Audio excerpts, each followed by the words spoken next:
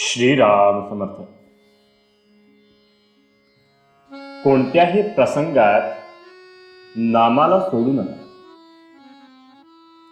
आकाशाला भिवून पळाले तरी कुठेही आकाश हे असणारच. त्याप्रमाणे कुठेही गेले तरी देह, मन आणि त्याच्याबरोबर त्याचे भोगही आपल्याबरोबर येणारच. म्हणून आपल्या वाट्याला आलेले कर्माचे भोग समाधानाने भोगायला शिकावे. प्रयत्न केला असता तर बरे झाले असते असे जोपर्यंत वाटते तोपर्यंत प्रयत्न हा अवश्य करावा. यश किंवा अपयश देणारा परमात्माच असे समजून प्रयत्न करावा. सर्व कर्तृत्व त्याच्याकडेच द्यावे. तुझी सेवा किती दिवस करू असे परमेश्वराला विचारणे म्हणजे सेवेत कमीपणा आलाच. तसेच त्याच्या नामाबद्दलही मुदत कशी घालता येईल. विषय किती दिवस भोगू असे नाही आपण म्हणत, मग नामाबद्दलच का असे विचारावे. आज भगवंत एका टोकाला आणि आपण दुसऱ्या टोकाला आहोत. त्याच्या नामाने त्याला जवळजवळ आणावा. आपल्याला जितका आपल्या देहाचा विसर पडेल तितका भगवंत आपल्या जवळ येईल. भगवंताच्या नामातच सत्संगती आहे. प्रपंचामध्ये कसलेही प्रसंग येऊ द्या, तुम्ही नामाला सोडू नका. मनाला रिकामे ठेवले की ते विषयाच्या मागे धावलेच समजा. म्हणून आपले मन नेहमी गुंतवून ठेवावे.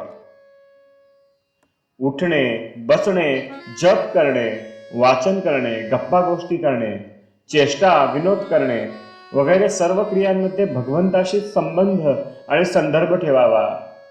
हेच अनुसंधान होय. भगवंताचे अनुसंधान हे आपले ध्येय. त्याला अनुसरून बाकीच्या गोष्टी आपण करूया. आपली वृत्ती आणि भगवंत यांना जोडणारी साखळी म्हणजे भगवंताचे नाम होय. म्हणून आपली वृत्ती सदैव नामामध्ये गुंतवून ठेवावी. नामाचे अनुसंधान टिकेल अशीच उपाधी बाळगावी.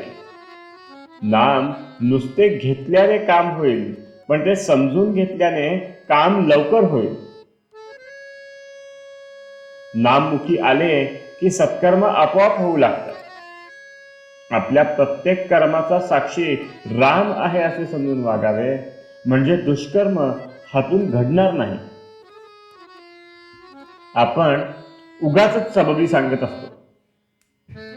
काम असेल त्यावेळी कामाची सबब, पण काम नसेल त्यावेळी नामस्मरण न करता उगाच गप्पा नाहीतर निंदास्तुती किंवा इतर खेळ खेळण्यात वेळ घालवतो.